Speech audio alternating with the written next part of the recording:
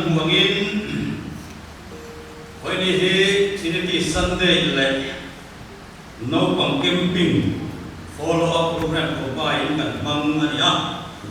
na ya Trinity Sunday polin kun toi te kan mang masanga nakina no pang Sunday school camping follow up polin kan speaker en pun anak sosok donia le he Trinity Sunday kan mga NEMC ko han hian kumtin tunang hun hi Trinity Sunday kan man ni kan ni poi mo tak ani a hemilia hian rombol tu si nga than tena thu pu yan siam mangin Trinity chungsang kan sel sina ken khachuan kumtina kan hiat to nia bangin kan hebel to ni ngai mama amaro so no pang so tele a te barol thar te hian an fiat lo theya asan chu Trinity ring ve lo te hian Trinity pom te hi pom ram thanga min nia na min ti boi china ba hian hei he kan in na na kan ung ku kan thurin poi mo tak ania ba kan fiat ma mo ania ka he to fi thei ko ni chia lo hei thurin tu course kan na ya Trinity chungsang kan soi chu kan lo fiat te lo ba chen te bi sa te ko kan lo fiat lo to te kan mama wa chen ni lang ka ri so he to sa dau chen ni kan tim ka ang ve lo ngai te ka kan zi nga kan mo ma ni yo ba ngi Trinity hi apoi mo ma ya aku ma ya hey Trinity ya pa chen ni pon da ni kan kiat fiat lo chuan ring tu ni apoi nuai mai ni yo ba ngi senisi se ta ka thu pon khenga kan enin Trinity mangi pa chen ni puanga so mi na fiat fiat chuan kan ring tu nun hi ngil put mai eng ki mai ya fiat fet mai ni yo ba ngi Trinity hi apoi mo ma bangin bene hian kan ni bi kan yang in to hian ring ron soi patung do na hian kan hir ho ma asok te kan ga ke man ran sial mai ai kan an sial ho khan a fia zualim kalima wele kan tu pui ko sai sa tu hi re mal som sa nga ani MTH zir so di mani Asia sai dewa karon la to ya ama Asia ni sia lo te ke karon bet sa ya kan hir ho ko kanga to ke yang ring kun man tan tung don ani hei kan man bung sa in ma ta tu ani am ore thon ni bung so pathum sam so pali lamba Yesua Krista khomai ta te pathian mangai ta te tharau chiang lim pol na te chu insan ne ong lo se tu chiang lim gan siam te pathian in man ni so sa ro se amen le Trinity lo chu na bul he ti han doi te in karon tar la nga e pa hi Trinity ti tong kam ron sel chu tu ani hey kan ba bula yan Trinity ti tong kam mi hom lo fa ngin mi tam takin an hel ne maya an do ni Bible om lo ni in an do amaro so Bible pathian in puan dan kan ne ro chuan he ti hian ai puanga chu mai in puan na ming na tan Trinity ti he pa hian ron fo ta tan tuliana ani ni sabi ni na vela khang che tong kam ye lo chuak ta chu kan langin Trinity ti hi kan lo mang la so ta ani kan isela eta hian Trinity ong sia chu ti hian kan mu ke ya pa oma papa tharau siang lim pa hi fa pa de lo pa hi tharau siang lim ani lo tharau siang lim pa de lo pa hi pathian ani fa pa hi pathian ani tharau siang lim pathian ani hi ani kum khatan oi te in kan han la ku isela le Bible pathian in puan hian Bible sang na chuakin Trinity mang pathian in puan dan ki toi te in kan soi fiat wa hey nakina kan en thanga pa huna pa sau in puanga fa pa huna fa pa tharau siang limuna tharau siang limin ti hi Bible siang na tak ani sia hey hian na tinang don ani tu thong lo pathian in puan dan Serisi kung katsang som di perubahan pathian in kanan puin kay Maria takin berhing siang nila kan yang mengenai ติชวนบุ้งขันซ้ำขันอาคารที่นี่ที่กันหุ่นกบตั้งแต่นี้ปะเทียนเลยเลยว่าเสียเลยเสียทิมมุกขะชาเราเสียงไม่มีออกปะเทียนชาเราไม่ออกเองเราองเราเสียถูกที่สาลบสังกุริสวลิมขาเองเราองทำไมโจวังอิปาหุนอดีตเตะที่นี่ที่กันมุกกบวังอินปาหุนชาเราเสียงเลยหุนเสียเห็นนั่นค่ะไอ้คนตามเนี่ยไอ้กันแล้วนี่jadi singgung fungsa somni pada lalpa patian suan mai tu bihin suan siane thabia in keima ni ang anlo ita keima ni ang tiayan mithen khatin van tir ko asoina ne tia ma se bihin te van tir ko ang asiam kan ne ba patian an ku asiam kan ne ba in patian minung pathum keima ni ang tiyan ko so bani ti he ya ila jadi singgung so pakhan sang sariya lalpa chon hoi su kalang ku hai trong anh hiệp thầy lâu na cụ đạo quân anh trong cái dụng thì hàng sắc hàng quân thì thì lại ba cái này là lại thêm pha lâu xin xỉa là cái sai vô sao bây giờ tụi mẹ cắt thì nó tụi mẹ cắn tan cái lằng lằng cái gì cái sai vô xong liên tục sang xong vào cả ông chân tiền anh đang khán xuống đã xuống cổng tụi này là ba phát hiện xua cái mà lại ăn thà ra chút mình đi ta cái hiện số tụng số chỉ đi mà tuân không lùi lên ba điểm buồn na, thế là hiện tại một thế này tuân không thara, Isua baptisma chân na khan, Isua cho tan lùi à, baptisma cho hắn na baptisma chỉ khan và đã từng phát hiện này, nằm các pháp tu ta kini arot dia, thế là dia bên tu ra wangin arot suka atsuma afutari, lalu Isua guna khan trinity kan muka apa ni, pani na mel dan lam khan, mel dan lam khan và đã từng phát hiện này. Hei ka kapadu takalom em suani ama thungai ru aro tiani cross ma khan cross ator lan khan isuan pa kapathian na em ka san atilom lom mani kha kini ki rin ve lo te chuan hei hi apa akawlo ama le bai awani anti a ini chuan wa na apa omani chu a awani tin kan pom ani asia kang hian le pona jom kama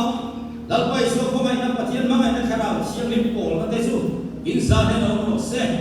heta hian pathian minum pathum soilan ani bangana petera jom kama tangin isu krista ti sen the dong tu ra kharau ti na pa pathian hiat lok ama than te me na chuan heta hian pathian pakata minum pathum kan muko ani corona isu jom kama tangin nangin min mangai chot ka thupe ke soma pa kadila ani chot thamwan tu ape cheu hen som ka ani tu thum thara po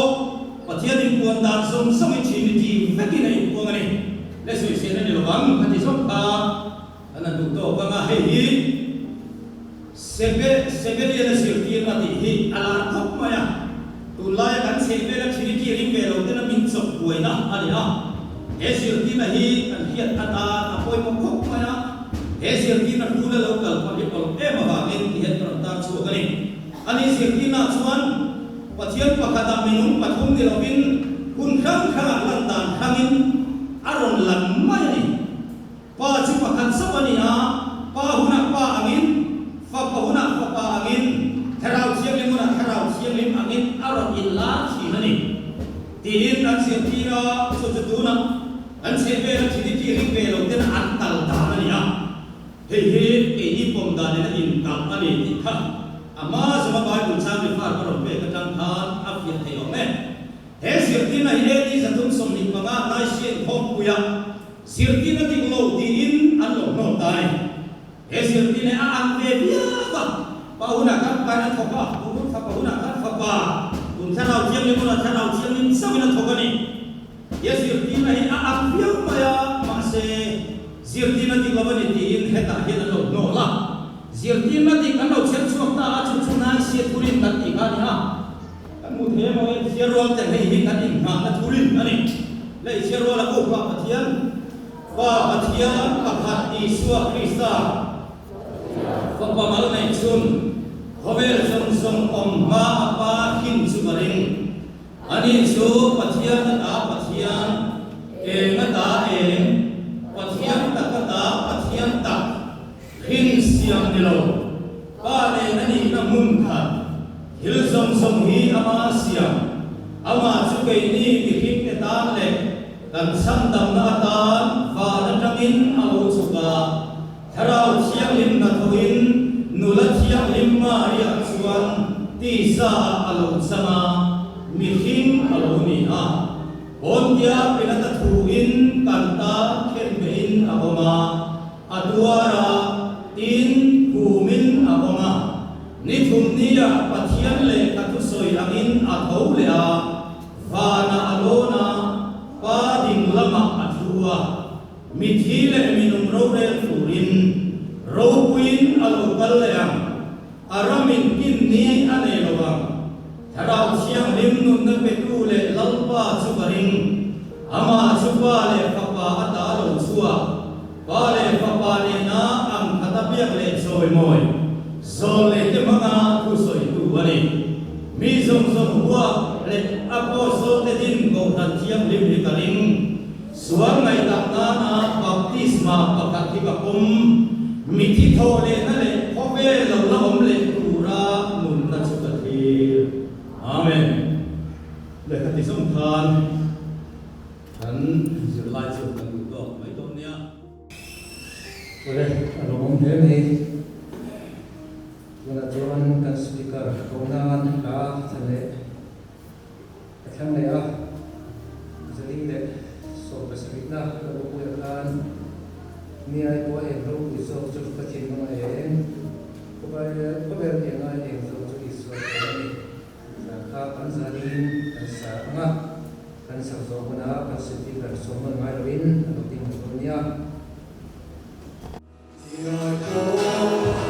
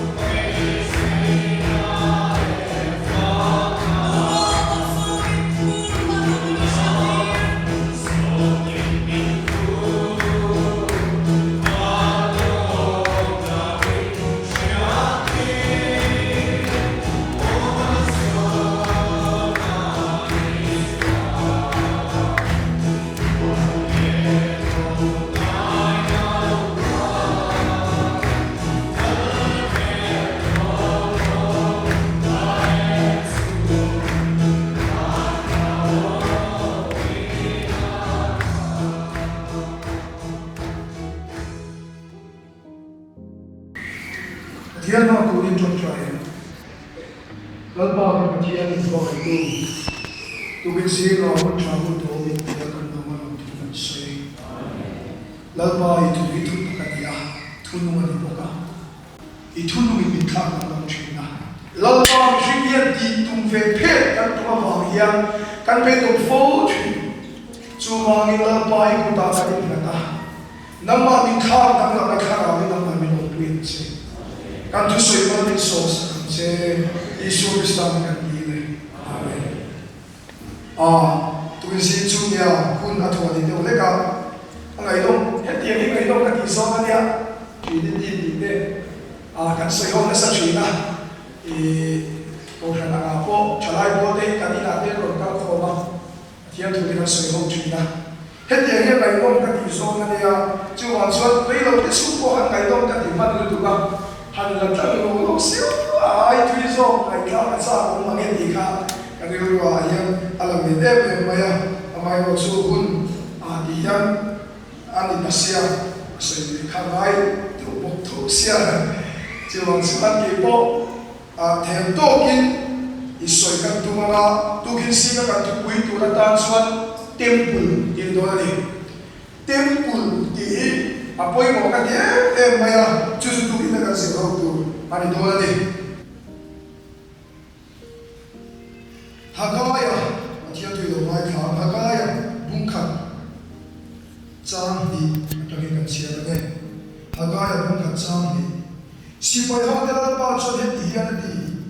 hen mi ti ya lal pa in sa kun tu cho la ki lo ben ti e ti so mai Hagaya ko ta lal pa tu lo kha he ni ram reng lai na ni in chu thwa ni ye ni chen hi a hulim ni ti tu na so sipai ha de pa cho de ti in kong te chu tu no tam takin si na ke te sing sia in ai te si lo in ai kham si lo in sina in lu cho si lo in ro fa choa ti ko ka ta mai amani ichuan bung ni sa pe na sa pe le cha ko ni si na ke bung ni cha le cha ko tan ka roi ka ta ni a na cha ki ka ta ni I si pa yo de la pa chu ka ni Hei in so ro kui nei amasa so rai kha amasa so ka si pai ho de pa so na ki ti he hu lai ni na ka khena ti si pai ho de pa thu so ani suan tu thung thar ma ko rin thon kha bung thum cha so ko rin thon kha bung thum cha so pa thian in ti le pa thian kharau nang ma nia om reng ti chho vem ni kan sial sum sial ke tu bo pathian in tu bo pathian in so I kholo chuan chu bi chu pathian na I kholo bang pathian in so thian in sial chu in chu nang ma ni in ni e la pa na thok kan chen kan sa ta ni so se hei tu bi si ga ya toi the be so kan tu ma ya le kan tu pui tu chu temple ani ya hei ka thin lunga yen a lang lian em ma ya a hlomin tian ka ron soi tha top top anga kan she thiam vek thoin ka ringa ni thu thung lui temple le thu thung thar temple oma thu thung lui temple chu kan she vek a Solomon temple ti te po soi acha oma tlem te chu ka soi thowanga thu thung lui temple a cho Solomon temple te kha sak te ka ro pui em maya pathian ro pui na lo lan na tura temple siam ani pathian in puana lo lan na tur pathian ro pui na lo lan na tur temple ani thu thung lui temple le thu thung thar temple in anglova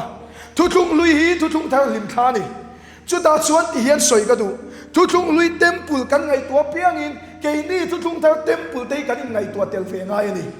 chu mi mang chuan bible ngai tua thiamila thu thung lui nol ngot chi ni lo thu thung lui a hian thu thung thar hi aron lang nem em mai ni ti kan hriat apoi mo ni chu ba chuan thu thung lui temple hi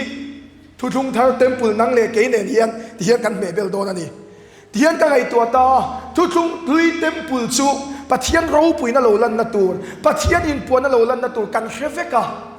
pathian ro pui na lo lan kha mi hring ten an do zo lovani eden bo chiat na wangin chu pathian ro pui na lo lang mi hring ten an do zo lova eden bo chiat na wangin chu pathian chuan mi hring te bula chena aro puina ron lan tir kha adu em a ti chuan in min sak ro temple min sak ro ti ta a chu ta chuan temple chuan satani ka soi tu da tam tian kan soi sung mai nge chu ta chuan tian ka ngai tu ta ka thilunga lang lian em mai chu pathian ro pui lo lan na tur khan temple an sa mai mai mi alo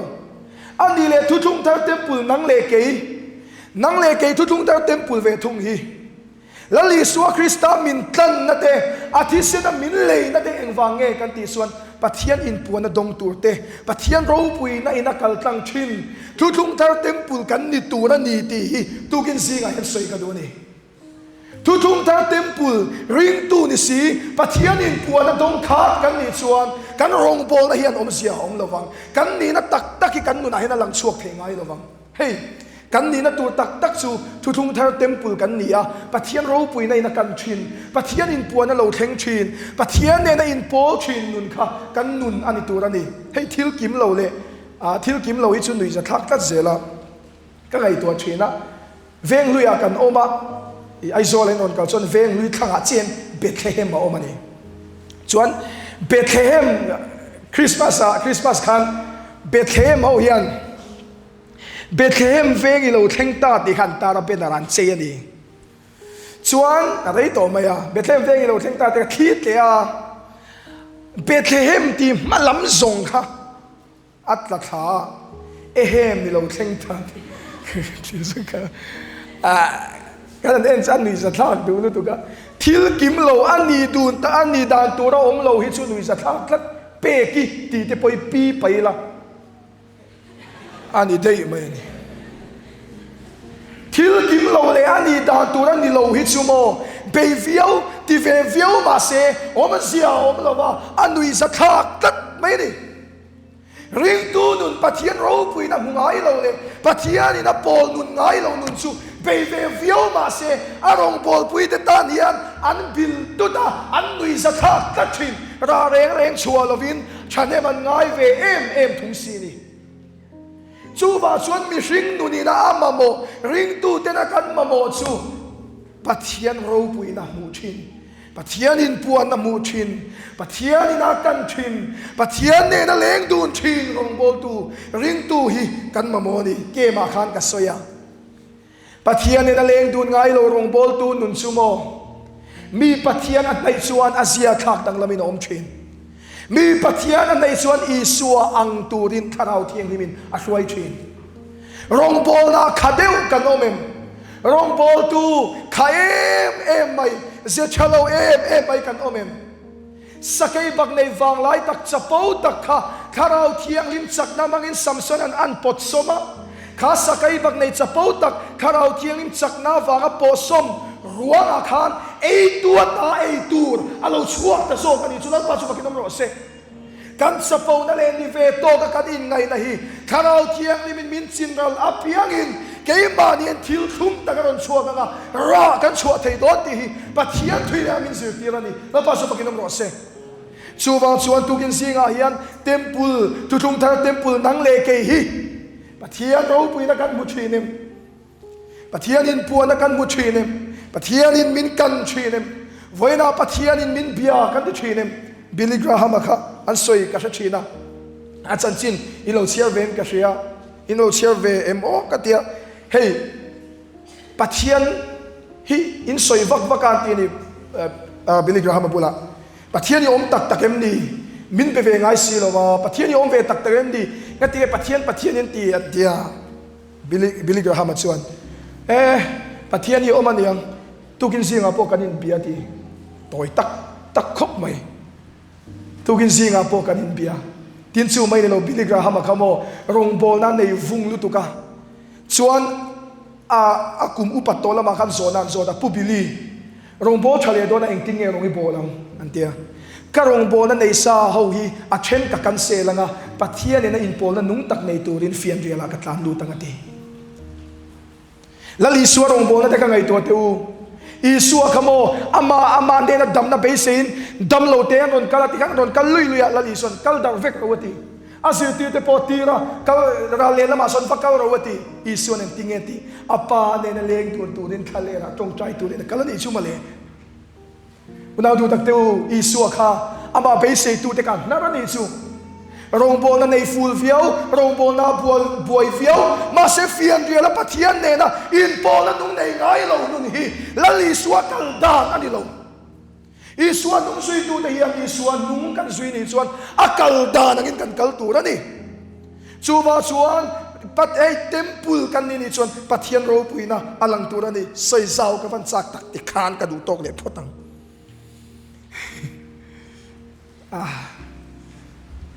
chonua kan ti het don ne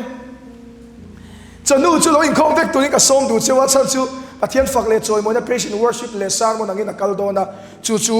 i athak le lom nin ka ria lo in khom vek tu ni kan som ni helai mi te chu ho lo mai ula in ho chon in do ni khom le lo wang in the ni chuan dar ri kian mong hi ri tu se kan ya heta yan omila tong chai ho zel mai la in khom ma chu a thawyo in ka ria le ti chuan temple chu hian ka ngai to a temple hi lali suanan thiang lima tin ni chiami ka kan sei le lo ka Solomon temple kan ria ang sa cho ro pi sin fian khin rang ka chakaluan no khin rang ka chakaluan anan du fir khopa fian te no te chu ta po son al kalanui sa te me chu chai che anh sia chai che khin rang ka chakaluan oi kan ina chai che khoya rang ka chakaluan ni kan luan lo ma se ente pathian ro puina lo lan na tur temple chumo thil ho te po an du lu kan hi chu ring tu thung thar temple nang le ke hi thil ho te kan ngai ayan kan in thiang film thinem ti hi in zongai tiang ka soi don tu kin sing chu mi lo tha thiam teu in lo omani pon pathian temple khului lui ho hi ma pathian temple phora khai ni hei kan ina hian min lo tong chai tu pakhati me nu pakhati mi limania ron pek lut ron tong chai a khai nian phora tong chai dik tak suan mo ziala nok ti kan thia kuwa nok ti kan thia ma se mo na du tak teu ngati nge le he ngang zong so poi mi zo de kan ni big thiang lim na thu po hi mo rong bol tu te yan kan soi ngam to lo eng wangin kan ti ve tat zela lo kan nau te ni na zel zu ka thalo ti soi tu khan kan zu tat zela buai tha kat to chuwa chuan temple pathian in hi chim ni tu ra ni lo a khului lui tu ra ni lo pathian lal rami nu na lo theng ani chuan thil ho te po in nu na an nok to nga lal pa hian a thiang lim zelan se lo pa so pakinam no se van ram kan kai na min dal tu ni silo afu la komela setan la ram kan chia thelo cham te atamasin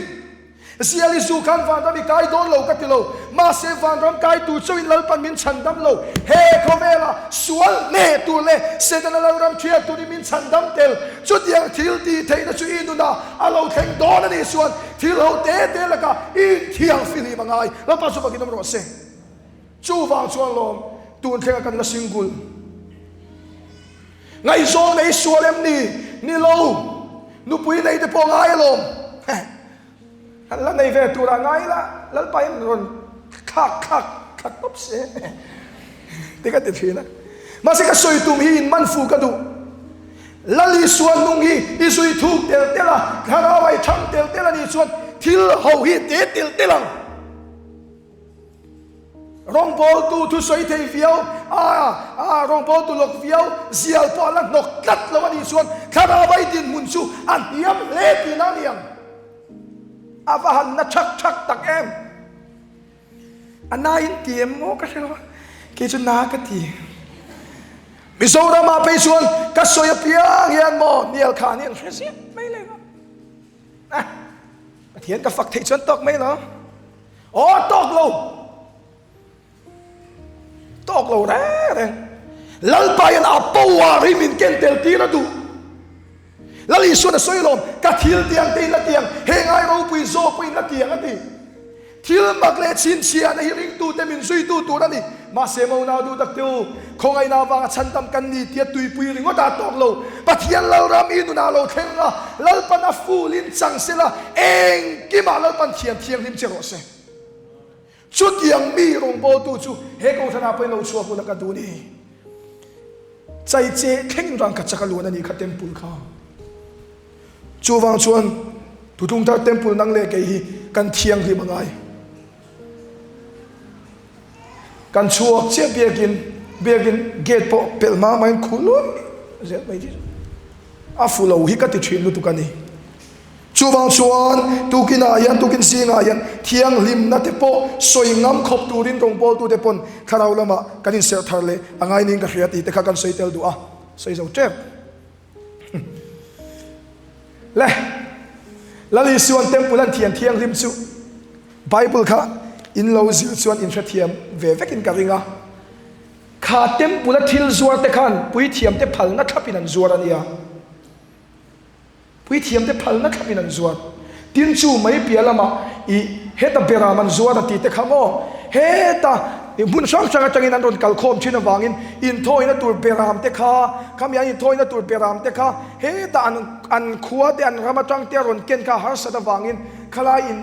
temple khan an lo zuan mai thina thil dik ni ve om takani thil rem chang om ve takani ma se isuan ron kala isuan hei hi tik lo te thiam hi mani thil thani ve om takalam ma se isuan zalen lo na hi om thina ni ti hi kan thriat avan poimo tak em he ko shan po tin ko shan shrim kan in ve na tu su tun la ya hian thuta soi ni silo chalai chong kam takin motivational speaker hi roi lo an tha idam thei I that thei ti deu duam I suamin ko musi lo rong bol na hi om si om lo mani chu wa suan I suwa choi moi thin rong bol tu hian ra an chua ber ti hi kan hriat apoi mo to mi thiam so main mi fel fai tha zir sang ni lo I suwa ro pui na du thin rong bol tu te hian ran chua ber chu ni poi mo to chu Satan hi Satan angina when in reveal to lo angin in lar to lo Lucifer angina when in lar to Lucifer su eng tir ko dinani a chave viu tu ra kan ngai te mo Isua kong ni mia si lo le Isua na angai thei mia lo thil hi rong bo na ten kan chop nem toem kan mi mal na po kan la lu nem toem ti te hi ko san mi pui te hian kan ngai tu hi afan poimo takem ke su Isua hi ka ngai sa Isua I choi moi nom selati hi kadu berani Isua ro puina dal thei thil hi voina hian kan thia apoi mo hle mai kha po kha nakina chanua ai cheng so ila soi tu rangai la hey thil chani ve om takalang adik ve ni mai a han soi sel do na dik thei chuang si lo thave tho si ma se kharau lam kong ni lo thil hi atam tel don chung lal Isua du lo thil ani ti hi kan thriat apoi mo ni le hagai te chuan in sak khalai hun lai hagai hun lai khan BC sanga Soviet paru khun lai Nebuchadnezzar I khalai temple kharon ti cheta kadu em le ka chiar lai po ka thilung min khoi em chu kha temple khan ron ti chia temple ti che ka poilu tuk ani pathian ro puina lo lan na tur temple ti che ka poilu tuk seta da poyan min peidan chumo kan rong bol na te min dal sak tung le lo ma se rong bol na nung tak nei thelo turin temple nang le ke hi min ti chia thi tum thin rong bol na nei ringo thi lo ni lo nung tak rong kan bol thelo wi seta na du berani I chong chai ne malo ma se nung tak pathian I piak pop thelo na tu khan ngai tu na sang le thil sang adap ko ti don se chu seta na thangani rong bol na nei ringot thia na tok lo rong bol in nei full siak te om si om lo re nung om chuan si lo chuan ra kan chuan tak lo chu ma chuan poi mo per ni ta ka hria chu rong bol na nei ringot ani lo seta na hian kan rong bol na min dal tum lo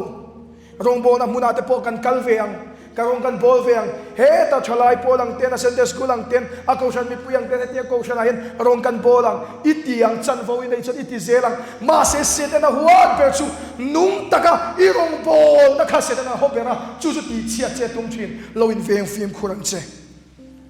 ti chuan le khata khan temple a chia chu temple che chung chuan alung phung ta la lo man tia temple din thar tum si lovin alung phu ma khan pathian an va bian chu mani temple ke mani tharau lama kan nu fo to ni tin hre chunga mani in thiam chop zela lalpa ta na ke pen na hi om siom lo ti sia tu na ni ring tu in thiam chop thin te reng hi rong bo na nung tak le an rong bo na le an ring tu nun hi azit tok tak tak thei ngai lo mani in thiam chop zel ni a ke ni chu kan chak lo valom chak lo in ti reng mai dei man chak lo chuan pat zel nia in soi chu ka thiam lo ma se ke chu ka chak lo wa boy kha ke chu ria thiam te ka ngai ni rong bo na te in thiam chop reng mai mani in revive tum si lo mani in siam thar tum si lo nun hi a bok mani ti hi tu kin si nga he soi ka du ni hetiang mi ka nomem ka felo tu kin si nga hian ka chak lo ti reng ke seng ma ka ni lo ka chak lo wa nia kan chak lo ma se mani in din thar tum chuang si lo temple din thar tum chuang si lo ka chak lo ke chu ke ma boy kha ka chak lo ti reng ringop nu ni om sia om lo lal pana du chu mo helaya temple lung phu ma ama va pol ringo thilal pa tu mani lo temple din thar ka lal pa du ber zo ka ni chu wa suan i rong bol na in chu tiang ka tiang ti ringo thilal pa du ani lo lal pa du zo chu rong bol tu te ko shan mi puite ke man di dig lo la in hai chu ka in siam thar zel temple siam thar zel lal pa du zo ani lal pa chu ka kinom ro se ti suan le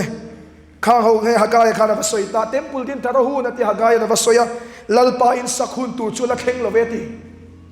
mi pui ho khan mo lal pa in sakhun ala kheng lo aom sia chu mo lal pa in nakina chon min siam thar ve mayang he temple chu nakina lal pa pui na mangin kan din thar ve mayang lal pa in sakhun ala kheng le ne ma hun ala ni lo ente mo kan nu na kharau lama kan nu fu ala ni ti kan in thria chuan lalpan engi mo miron khoi zok nga thil ma karon kheng nga ka har chuak mayang ti te hi om siom lo reng phur hlut ani lo hik chuai ani lo miron khoi zok nga ti chuan kala mang ti lama ni lo temple hi achia ni ti kan thria dual hian kan phure mo phur lo mo lalpa ne na kan kirang in siam thatura lalpa ta na ke pe ni kan ti tur mai ani enge bo lo theng thu tanga ti chuan kan phur hluayang ko san por revival kan tu har kan tu lalpa ron che thu tanga ti chuan kan har hluayang ma siu nau tu tak teu tu na khan ke man ni chewa temple hi siam tharila revival chu theng mai do na lo kan chong chai nem ma se chong chai tu te hian ke man ni in siam thar nak na hi kan thongai ni sala kan soi kha mi dang temple siam thar ni lo ke man ni temple siam thar na kan thongai kal liang hey ni ram reng laya nang ni in chung thua nei te nom hi hunem ni ti hagayan mo he in hi ram reng lai om sia chu mo an temple kha achima a cheve ka ma si an in chuan sa tha thoi tiang hi om the nia ke mani tharau din muna kan hiamani ti kan in sia tharau din muna kan nu fuala ni ti kan in sia ma se enteu kan sum don na te ke mani cha khai kan eizon na te chon kan la buai em sia sum le pai tam tak nei thamon na ni lo khovela hian na du tak teu mi teng in nei velo mai la kharau thiang ni na kan thin kharau thiang ni na pol thin lali suan na zalen thin te hi he khoveli bo ma se i suwa kan nei thi na kan nei poi ni suan min zui tin eng din muna po thamon na nei thin lo pa sok kinom ro se te khan kan du tok le se la in fet thiam chau zel tu na chon ka ga ya ka soi zau man lu tuk to lo ni le atop don ber chau nai ani hagaya bung khat sang lia ta chuan tara kal chau la thing han laula in chu saro temple chu saro tara kal chau la temple chu han saro atia chu kalo manga choi moin ko manga ti enteu choi moin ko manga ti ka temple din thara khan pathian choi moin om ton ani chu pathian choi moi na kan ti kan lam pathian kan fak avan thatak hei pathian choi moi na thawani ma seu na du tak teu pathian choi moi tan dang le chumo nang le ke kharau lama kan niamani ti kan sia lalpa ilam kalau hoi min khoi har le rotia pathian ne na kir fo te nu na hian pathian choi moi nom thin lalpa chu ki nom ro se hallelujah amen ti te ringot hian pathian choi moi nom lova lalpa ke ma mai chon ka ting so lo ilam kan lo hoi le ngot mai ni tia pathian ne na in surrendera pathian ne na kirte ne na hian pathian ni ain puanga chuta chon choi moi nom thin pathian ni nu na choi moi nom zel i du ni chuan pathian nai na pathian ne na hian ki fawang che chuta chuan pathian ni choi moi nom thin ani lalpa chu fakinom ro se chuan dot le chuan tian soi ka dua temple din thareng reng an ngai tua lova an mani lamero chu an in te chu an siam tha thuai thung sia chuta chuan tin ron soita tam takin chinga tlem ten sing si an tivaka ma se an seng tlem em in e in tlai silo in in kham silo om sia chumo an thok ve reng ma se an tui hau tho an ri la tram tho rong bol ve reng chol na nei silo ti ve reng khamuang silo lalpa ta na ke pen ve reng ma se chung ni la i suan in kung kai thuk tak nei silo chol chuang silo nun chumo na du tak teu enge kan ti chuan mani temple din thangai lo te nun ani ti tu kin si ga hen kan khiat apoimo rim takathoa ra chua lo ai chuan una du tak teu apoimo per zok chu rong bo na kem te kan nei chuna po tam takara kan chua thei hi apoi mo bera chu chu khoya nge kan ti chuan ke mani temple in siam that na zela hian ani avan poi mo takem tukin singa hian chu temple chu siam tharangai ato pera chuan hagaya bungni hei nunung zok ro poina masa ai khan na sa zokang ke ma testimony kan soilok dua hei kharawa khoi thar kan ni so khan kan la fel fai lo khop mai dai sual kan nga mentor kan nei lova ka kal mol top thina dai sual kan nga kan ti sual chang te hian sedan hian min ron pe na choi ni amang khan lal pan min mang le theng em ti te zo na ka nga em thina mi hian min soi thai thin box ya amang lal pa min man thei to lo ang deu hian thu soya te thimi soya de kalo frebok thin sia lalpa na man viau to han tu sop le te chu lalpa yan han man chho le tu ren har sa to nia han ti thina kalau thong the em maya kan fel fai silo kan kal chho chan tir khani si ma se chu chuan heta hian ka thin lung min thak tu oma temple chia khan don tin thar le chuta chon he in nun zoki ama sa ai na ro puyang pathiani khongai na khat mangai na khat ania ama lam pana in siam tha te ai na sa zok mang le thei tu pathian ani lam pa so fakinom ro se samson a pokhani ti ro ama aya tha ai na sa zoka anu alal pa ne na ki le sak na lak le khan atha ai tam fe kha athat le ta ni khamale una du tak teu pathian kan hriat da hi ti ro se tu kin singa yan kharau la mai lo nu fual to em nu le pa teu man ruk an kwa ti ve la be khang na ti ve chawa mana chon kalo bek ve to tu na chon ka bek lei thei to lo ti te mo ka to mai the mana chon kalo hal lui ve to kharau la ma yan mana chon lal pan ti dam rong po na te nen lal pan thil ti thei na te nen min lo mang ve to ma se tu na yan enga tinge ti tiang khan kanom una du nak teu mani temple cheu din tharila lal pan ai na sain min mang le ro se manin muang manin hrechiang la lalpan min siam thar le sela aina sazokin te hun temple nunung chu amasa aina ro puyang tiang khan temple din thar le ni chuan ai ro pui zokin lalpan min mangle don ani ti kha tukin singa kan thu cha ni ro se lalpan thu kan sei te kan sa ta ma min som sak ro se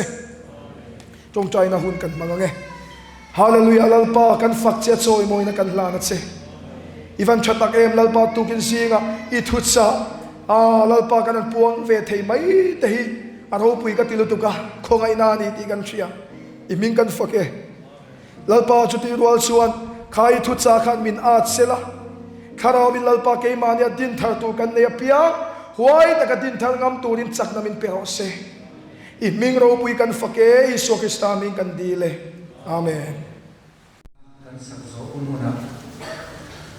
kan rong hol tu reverend sing than kumamal som tong tani kan ku sakte ante to donia